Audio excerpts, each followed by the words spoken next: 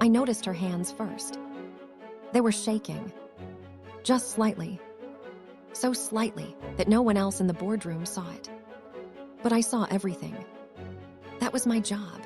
That was how I stayed alive in a world where one wrong move, one missed detail could end you. The girl, no, woman, stood at the front of the conference room. She held a tablet pressed against her chest like a shield, like it could protect her from the 15 pairs of eyes watching her every move.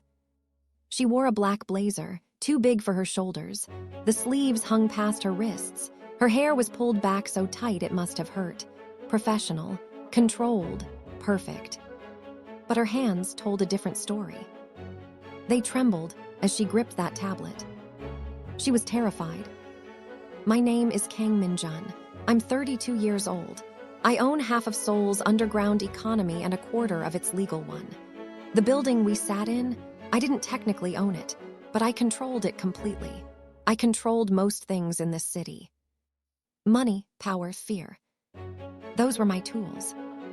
I sat at the head of the table in a chair that cost more than most people's cars. 15 men in expensive suits surrounded me. They wore Rolex watches and Italian leather shoes. They drank whiskey that cost $1,000 a bottle. They were all talking, negotiating, arguing about percentages and territory and profit margins. I wasn't listening to any of them. I was watching her. She stood near the projector screen. Her eyes were fixed on the tablet. She didn't look up. She didn't make eye contact with anyone. Smart girl. In rooms like this, eye contact could be dangerous. I'd seen her before, many times, always in the background, always quiet. She brought coffee during meetings. She handed out documents. She took notes. She never spoke. She was the assistant to Mr. Cho, the finance director. He was a small, nervous man who sweated through his shirts and laughed too loud at my jokes. But today, Mr. Cho wasn't here. And his assistant was shaking. "Miss," I said. My voice wasn't loud. I didn't need to shout. The room went completely silent. All conversation stopped. All eyes turned to the front of the room, to her. She flinched, actually flinched. Her knuckles went white around the edges of the tablet. "Lee," she whispered. Her voice was so soft I almost didn't hear it. "Lee Jaiwoo." I leaned back in my chair. I kept my voice calm, soft, gentle, even. "Miss Lee." I let her name sit in the air for a moment. "Where is Mr. Cho?" She swallowed. I watched her throat move. "He's sick. He sent me with the quarterly reports." "You work in finance." "I'm his assistant." One of the men at the table laughed. It was Director Park, a fat man with too much cologne and not enough sense. "He sent his assistant to a board meeting." Park shook his head. "What does that say about his priorities? Does he think this is a joke?" Around the table, a few others chuckled. Nervous sounds. They were watching me, waiting to see if I would join in the mockery. I didn't. I watched Miss Lee instead. Her jaw tightened, just for a second. Her eyes flashed with something hot and sharp. Anger. But she didn't respond. She didn't defend herself. She just stood there and took it. I raised one hand. The laughter stopped immediately. "Continue, Miss Lee," I said. She looked at me then, really looked at me. Her eyes were dark brown, almost black. There was exhaustion in them, and fear, but also something else. Determination. She took a breath, deep and steady. Then she opened the tablet and began to speak. "The quarterly reports show a 17% increase in revenue across all divisions. However, operational costs have risen by 12% due to..." Her voice didn't shake. Not once. She spoke clearly, professionally. She moved through the slides with confidence. She knew every figure, every projection, every risk assessment. She explained complex financial concepts in simple terms. She anticipated questions before they were asked. She had backup data ready. She was brilliant. Absolutely brilliant. And she was absolutely terrified of something. But not of me, not of this room. Of something else. I watched her carefully. I studied the way she held herself. The way she kept her left side angled slightly away from the table. The way her sleeve kept sliding down and she kept tugging it back up. She was hiding something. Then it happened. She reached up to change a slide. Her right hand lifted. The sleeve of her blazer shifted. Just an inch. That was all. But it was enough. I saw the bruise. Dark purple, almost black, fresh, maybe a day old, maybe less. It wrapped around her wrist like a bracelet. 4 distinct marks. Fingerprints. Someone had grabbed her, hard enough to leave marks that looked like they hurt even now. My hands curled into fists beneath the table. My face didn't change. It never did. I'd learned a long time ago how to keep my emotions hidden, how to stay calm even when rage burned through my veins. But inside, I wanted to know who had touched her. And I wanted to make them regret it. "Thank you, Miss Lee," I said when she finished her presentation. My voice was steady, calm. "Excellent work, very thorough."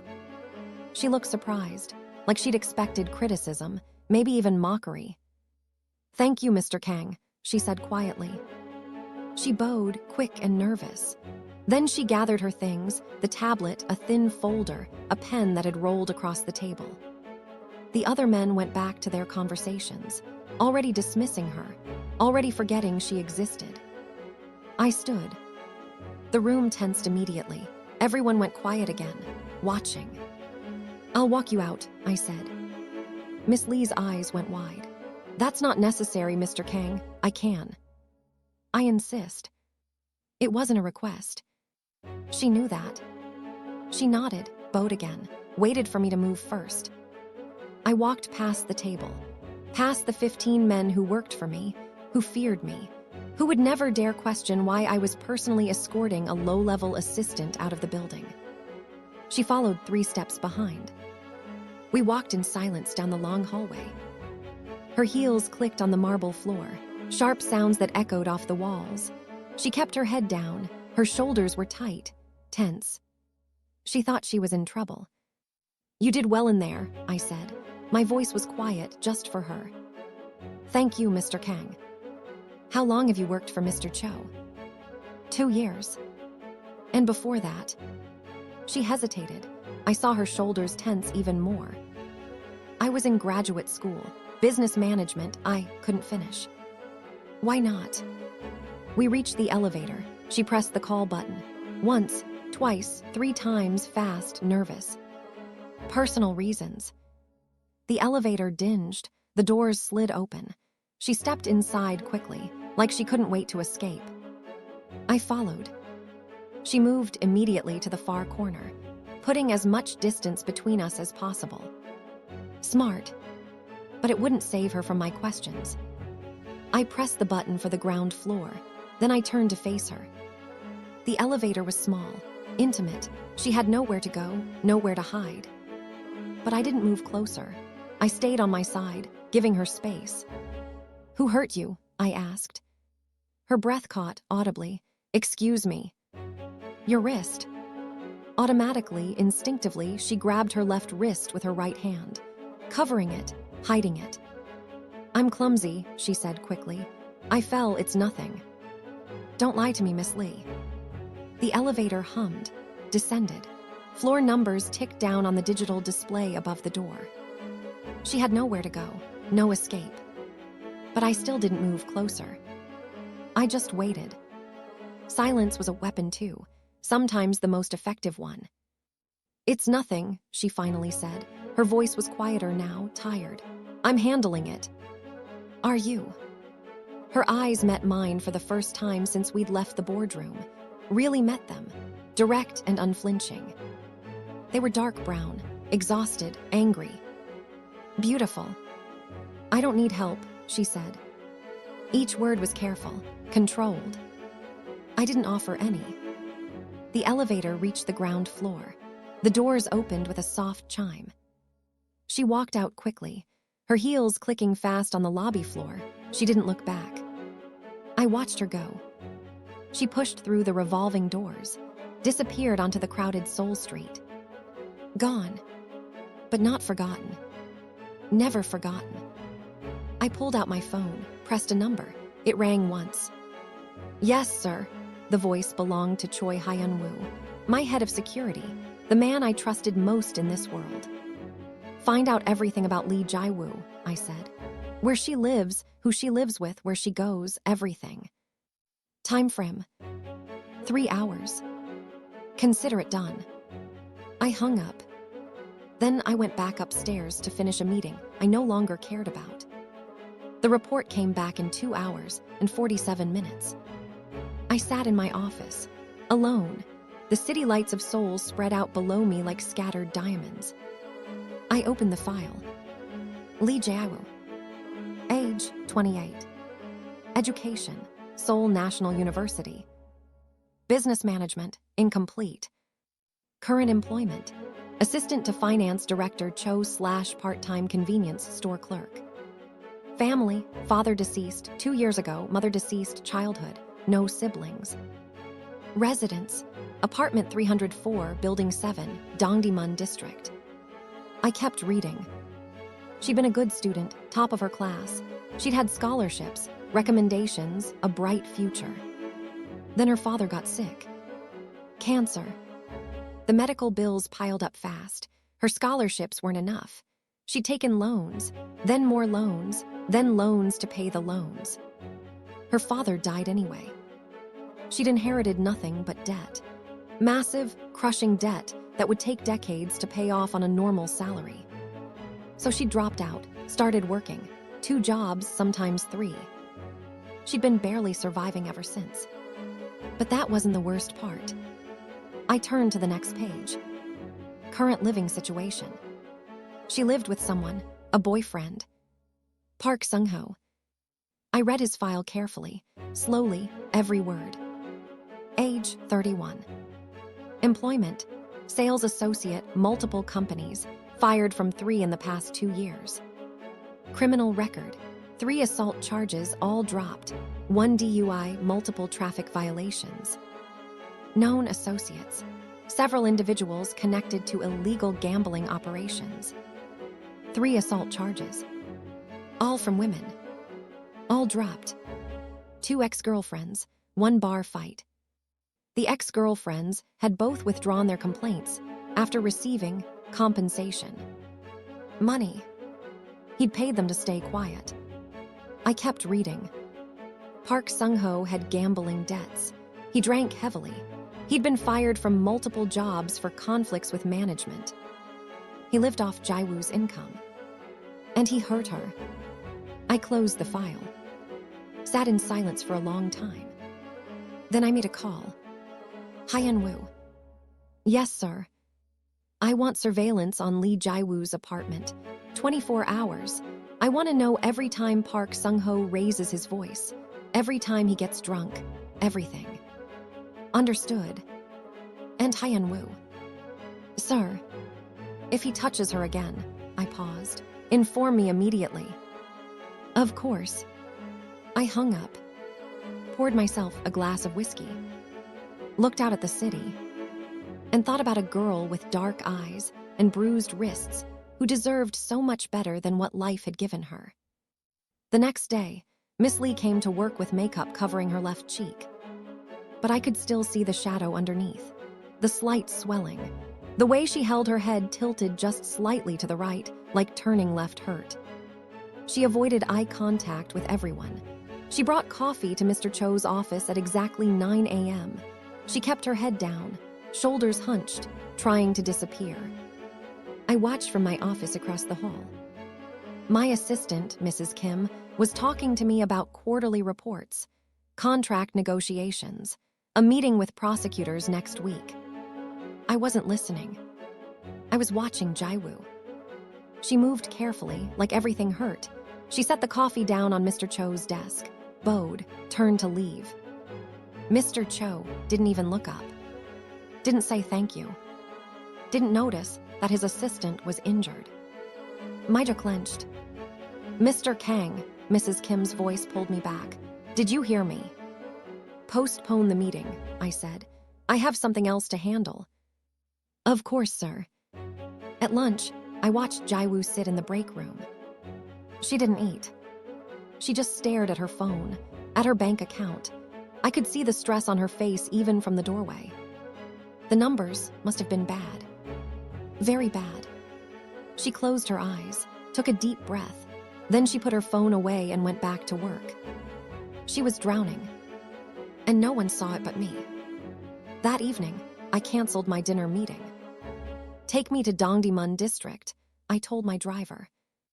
He knew better than to ask questions. We drove through Seoul as the sun set. The city transformed. Lights came on. Neon signs flickered to life. The streets filled with people heading home, heading out, living their lives. We reached her neighborhood just after dark. It was old, rundown, the kind of place where people didn't ask questions, where you kept your head down and minded your own business. Buildings with cracked facades, narrow alleys, laundry hanging from windows. My driver pulled over across from a convenience store. "Wait here," I said. I sat in the back of the car, watched. The convenience store was small, bright fluorescent lights, a few customers browsing the aisles. And there, behind the counter, was Jaewoo. She wore a green uniform vest. Her hair was still pulled back. She looked exhausted. I watched her scan items, bag groceries, smile politely at customers even though her eyes were dead tired. She'd already worked a full day at the office. Now she was here. How late did this shift run? How many hours did she work every day? I pulled out my phone, checked the file again. Convenience store shift, 7 p.m. to 1 a.m., 6 days a week. 6 days a week. She worked from 9 to 5 at the office, then 7 to 1 at the convenience store. 16-hour days. 6 days a week. When did she sleep? When did she eat? When did she have a moment to just breathe? At 8 p.m., she took off her vest. Another worker came to replace her. She said something, bowed, then she walked out. She carried 2 bags of groceries. She walked down the street, slow, tired. She turned the corner, headed toward her apartment building. I followed. Not on foot, my driver kept pace with her. Slow, careful. She walked 3 blocks. Then she stopped. A man was waiting outside her building. Park Sung-ho. Even from a distance, I could see he was drunk. He swayed on his feet. His shirt was untucked. His tie hung loose around his neck. Jaewoo stopped walking, her shoulders tensed. She didn't want to go closer, but she had nowhere else to go. She walked forward slowly. Park Sung-ho grabbed her arm, the same wrist, the bruised one. Even from the car, I saw her wince, saw her face tighten with pain. He was shouting. I couldn't hear the words, but I didn't need to. His face was red, angry. He gestured wildly with his free hand. She stood there, taking it, not fighting back. He grabbed one of the grocery bags, looked inside. Then he threw it on the ground. Food spilled out, vegetables, a carton of milk, bread. He kept shouting. She bent down, started gathering the food, putting it back in the bag. He shoved her. Not hard, but enough. She stumbled, caught herself against the wall. Then she stood up, picked up both bags, and followed him into the building. I sat there for a long time after they disappeared. My hands were fists, my jaw ached from clenching. I wanted to go up there, wanted to drag Park Sung-ho out of that apartment and make him understand what it felt like to be afraid, to be hurt, to be powerless. But I didn't, because that wasn't what Jaewoo needed. She didn't need me to be a monster. She needed me to be smart. I pulled out my phone, made another call. The next morning, Mr. Cho didn't come to work. He called in sick, again. Neither did his assistant. At 9 a.m., Jaewoo's desk was empty. At 10 a.m., it was still empty. At 11, I called HR. Has Miss Lee called in? I asked. No, sir, the HR director said. She sounded nervous. People always sounded nervous when I called them directly. She hasn't responded to any messages. I see. I hung up. Waited until noon. Then I called again. Send Miss Lee to my office when she arrives, I said. Of course, Mr. Kang. 20 minutes later, there was a knock on my door. Soft, hesitant. Come in. The door opened. Jaiwoo entered slowly. She looked confused, worried, like she thought she was about to be fired. She probably did. She'd missed half a day of work without calling. In most companies, that would be grounds for termination. Sit, I said. I kept my voice neutral, calm.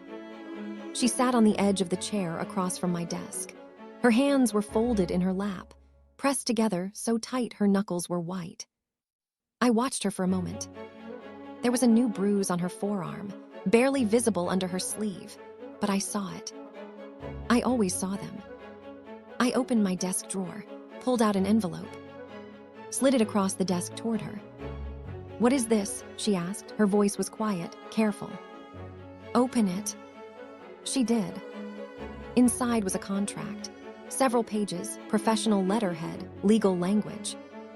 Her eyes scanned the first page, then the second, then they went wide. I don't understand, she whispered. I'm offering you a position, I said. Personal assistant to me. But she looked up, confused. But I already have a job, Mr. Cho. We'll be fine without you. You're wasted in that position. I can't. The salary is listed on page 2. She flipped to it. Her face went pale. Then her hands started shaking. The salary was 5 times what she made now, from both jobs combined. With benefits, health insurance, paid vacation, a retirement plan. She set the contract down. Her hands were trembling. Why? You're intelligent. You're professional. You know the work already. You'll be an asset. I can't accept this. Why not? Because it's... She looked at me directly, fear in her eyes, but also something else. Pride. Because I know who you are, what you do. I can't work for someone who... You'll work in my corporate office, I interrupted. My voice was calm, firm. Legal business, legal money. Every contract, every transaction, every dollar will be documented and reported. You'll work 9 to 5, Monday through Friday. No nights, no weekends, no convenience store. Her breath caught. You'll have health insurance, I continued. Full benefits, a retirement plan. You'll have an office, not a desk in a hallway, an actual office with a door that closes. There has to be a catch, she whispered. There's no catch. There's always a catch. I leaned forward, looked directly into her dark, exhausted, beautiful eyes. This is a job offer, Miss Lee. Nothing more, nothing less. You can accept or decline. You can walk out of here right now and I won't hold it against you. You'll still have your job with Mr. Cho. Nothing will change. Then why? Her voice broke. Why are you doing this? I could have lied, could have stuck to the business explanation. But something about her made me want to be honest. Because you're good at what you do, I said quietly, and because you deserve better than what you have. She stared at me, searching for the lie, the trap, the hidden agenda. You can think about it, I said. Take the contract home, read it carefully, show it to a lawyer if you want. Take a week, take 2, whatever you need. And if I say no, then you say no, and we never speak of this again. She picked up the contract, held it carefully, like it might disappear. Can I really think about it? She asked. Of course. She stood, bowed, walked to the door. Her hand was on the handle when I spoke again. Miss Lee. She turned. If you need anything, I said, you have my number. She nodded. Then she left. She didn't call. Not that day, not the next. For 3 days, I heard nothing. I didn't push, didn't follow up, didn't send reminders through HR. I'd given her a choice. Now I had to let her make it. But I watched. My security team sent reports. She went to work. She went to the convenience store. She went home. Park Sung-ho was there every night, drunk most nights, shouting some nights. No new bruises. But only because she was careful. On the 3rd day, my assistant knocked on my door. Mr. Kang, Miss Lee is here. She says she needs to speak with you. Send her in. Jai-woo entered. She held the contract in her hands. It looked like she'd read it 100 times. The pages were slightly worn, creased. She stood in front of my desk. I accept, she said. You're sure? I'm sure. Have you read everything? Do you have any questions? I read it multiple times and she took a breath. I showed it to a lawyer, a friend from university. She said it's legitimate, fair, actually more than fair. Good. I want to accept, but I need to know something first. What? Do you expect anything from me? Her voice was steady now, clear, beyond the work. I understood what she was asking. No, I said. I expect you to do your job well, that's all. And if I don't, if I can't do something, if I make a mistake, then you learn from it, like anyone else. She searched my face, looking for the lie. She wouldn't find it. Okay, she finally said. When do I start? Monday. Okay, she smiled. It was small, fragile, but real. Thank you, Mr. Kang. You're welcome, Miss Lee. She bowed, turned to leave. Miss Lee. Yes. Welcome to the team. She started the following Monday. I arrived at the office at 8 a.m. She was already there. She wore a new blazer, navy blue, one that actually fit her. Her hair was down, soft waves around her face. She looked different. Lighter. Good morning, Mr. Kang, she said when I walked past her desk. Good morning, Miss Lee. I went into my office, closed the door, sat at my desk, and smiled. Actually smiled. Over the following weeks, I watched Jai-woo transform. She worked at the desk outside my office, a proper desk with a computer and filing cabinets and a plant she'd brought from home. She answered my calls, organized my schedule, prepared reports and presentations. She was perfect at it. Actually perfect. She anticipated needs before I voiced them. She streamlined processes. She caught errors that my previous 3 assistants had missed. And she smiled sometimes. Not at me, not at anyone in particular. Just, sometimes when she was working, when she solved a problem or finished a task, she would smile at her computer screen. Like she couldn't quite believe this was real. Like she was afraid it might disappear. But slowly, gradually, she relaxed. She made friends with the other assistants on the floor. She went out for lunch with them. She laughed in the break room. She started wearing brighter colors, not just black and gray, navy, deep red, emerald green. She looked healthy, rested. She was becoming herself. And I watched, always from a distance. I didn't cross lines, didn't make comments about her appearance, didn't ask personal questions. I was her boss, nothing more. That's what I told myself. But late at night, alone in my apartment, I thought about her. About her dark eyes, her quiet strength, the way she bit her lip when she was concentrating. I wanted her. God, I wanted her. But I couldn't have her, not like this, not when she worked for me, not when there was a power imbalance. So I waited, and watched, and wanted. 2 weeks after she started, I received a report that made my blood run cold. Park Sung-ho had shown up at her old workplace, at Mr. Cho's office.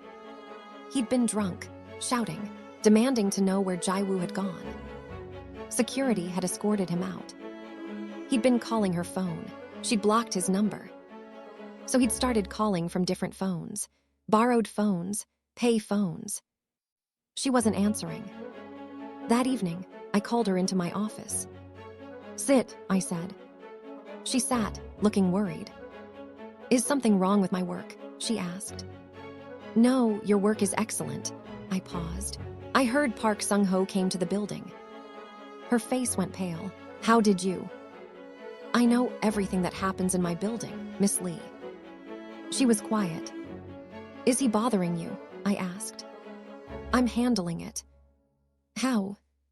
I blocked his number. I'm ignoring him. He'll give up eventually. Will he? She didn't answer. I leaned forward. "Miss Lee, if you feel unsafe." "I'm fine," she said quickly. "Really, I can handle this." "You shouldn't have to." "But I do. This is my problem, not yours." "It becomes my problem when it affects your safety." She stood. "I appreciate your concern, Mr. Kang, but I don't need you to fight my battles." "I'm not offering to fight. I'm offering to help." "They're the same thing." "They're not." She walked to the door, stopped, turned back. "I spent 2 years with someone who made every decision for me," she said quietly. "Who controlled everything, where I went, who I talked to, what I wore. I won't trade one cage for another." "I'm not trying to trap you." "Then let me handle this my way." I wanted to argue, wanted to tell her that her way wasn't working. That Park Sung-ho wouldn't just give up. That men like him never did. But I didn't. Because she was right. This was her choice to make. "All right," I said, "but if you change your mind, I know where to find you." She left. I sat there for a long time after. Then I called Hyunwoo. "Double the surveillance on Lee Jae-woo," I said. "I want someone watching her 24/7. If Park Sung-ho gets within 100 feet of her, I want to know immediately." "Understood, sir." "And Hyunwoo." "Yes. Don't let her see them. She can't know she's being watched." "Of course." 3 days later, Park Sung-ho found her. It was Friday evening. Jae-woo left the office at 5:30. She walked to the subway station. Normal routine. But Park Sung-ho was waiting at the bottom of the station stairs. My phone buzzed. A message from Hyunwoo. "Subject encountered at Gangnam Station. Standing by for instructions." I was in a meeting. Important people, important deals. I stood up. "We're done," I said. "But Mr. Kang, we haven't." "We're done."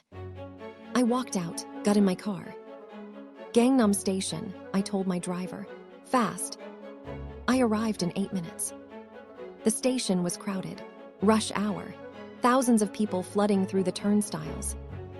I found Jae-woo at the edge of the platform. Park Sung-ho had her backed against a pillar. He was shouting. His face was red, spit flying from his mouth. People walked past. No one stopped. No one helped. This was Seoul. People minded their own business. Jae-woo's face was pale, calm, but her hands were shaking. I walked toward them. Park Sung-ho saw me first. His eyes narrowed. "Who the hell are you?" he slurred. I didn't answer. I looked at Jae-woo. "Are you all right, Miss Lee?" "I'm fine," she said. Her voice was steady, but her eyes were pleading. "Is this him?" Park Sung-ho laughed, bitter and mean. "Is this the rich asshole you left me for?"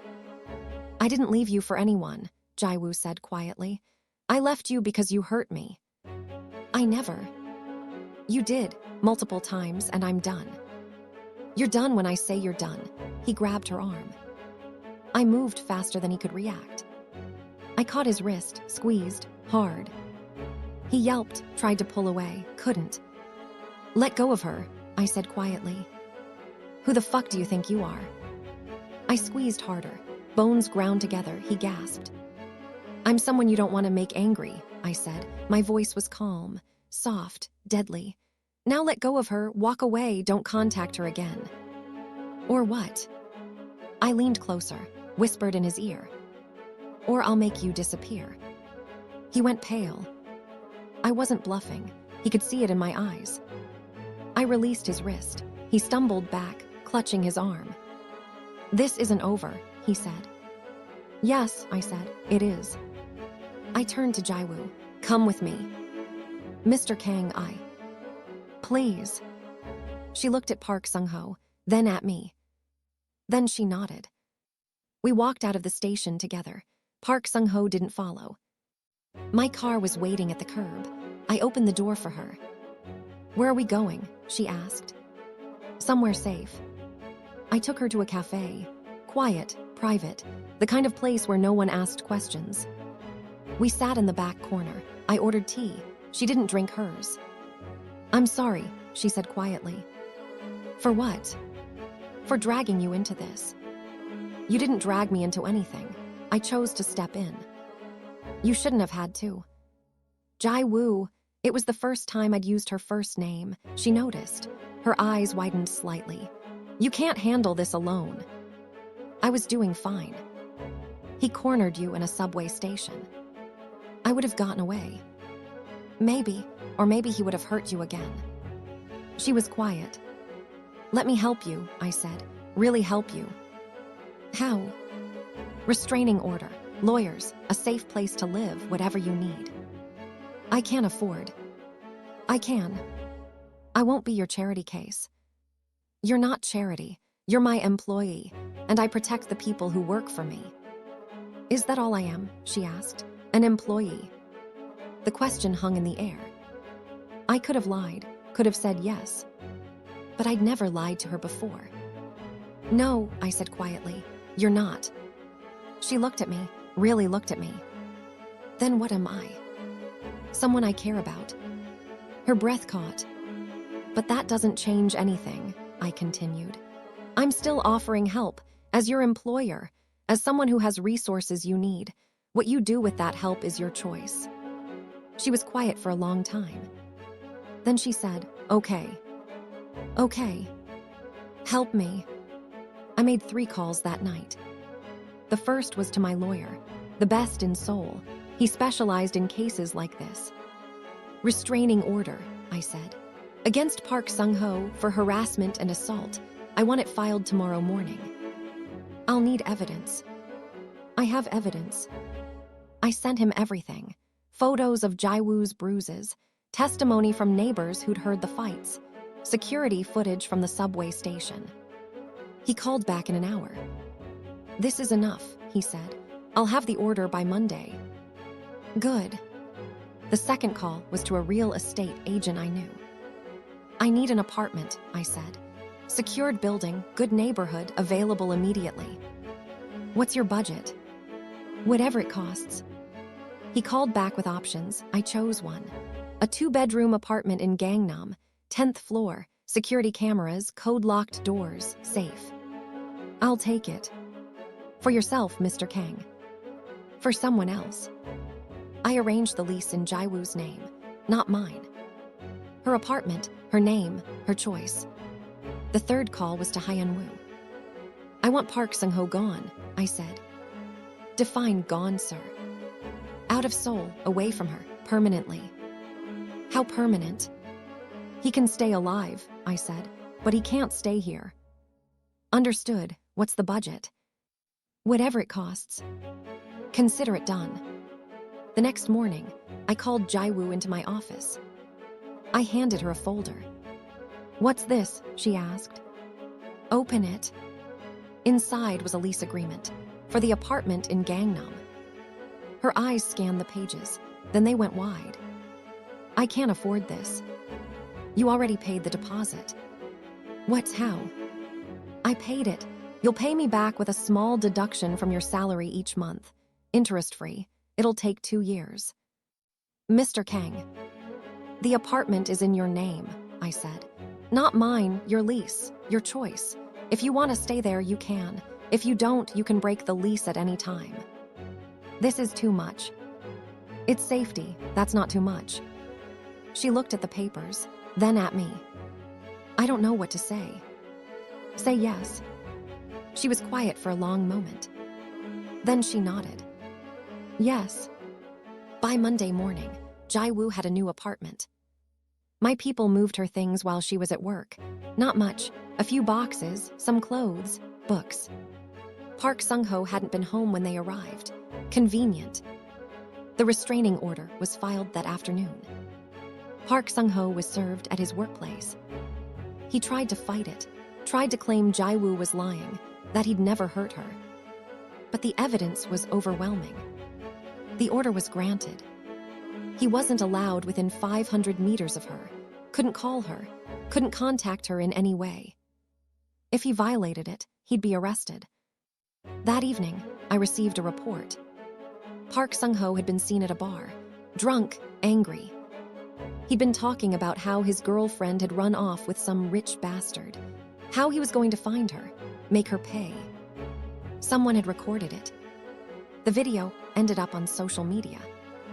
Then it ended up on the desk of his employer. He was fired the next day. After that, things got interesting. Park Sung-ho had debts, gambling debts, to some very unpleasant people. People who'd been willing to wait for payment because he had a girlfriend with a job. But now he had no job, no income, no way to pay. Those people came calling. He left Seoul 3 days later. I didn't ask where he went, didn't need to know. He was gone. That was enough. Jae-woo thrived. Over the following months, I watched her transform. She moved into her new apartment. She decorated it, made it hers. She worked, she learned. She grew confident in ways I'd never seen. She laughed now, easily, often. She made real friends, went out for dinners, started taking night classes again, business management, finishing her degree. She was becoming herself. And I watched, always from a distance. I didn't ask her to dinner, didn't make advances, didn't blur the lines between employer and employee. I kept everything professional. But late at night, I thought about her. I wanted to know her, really know her, not just as an employee.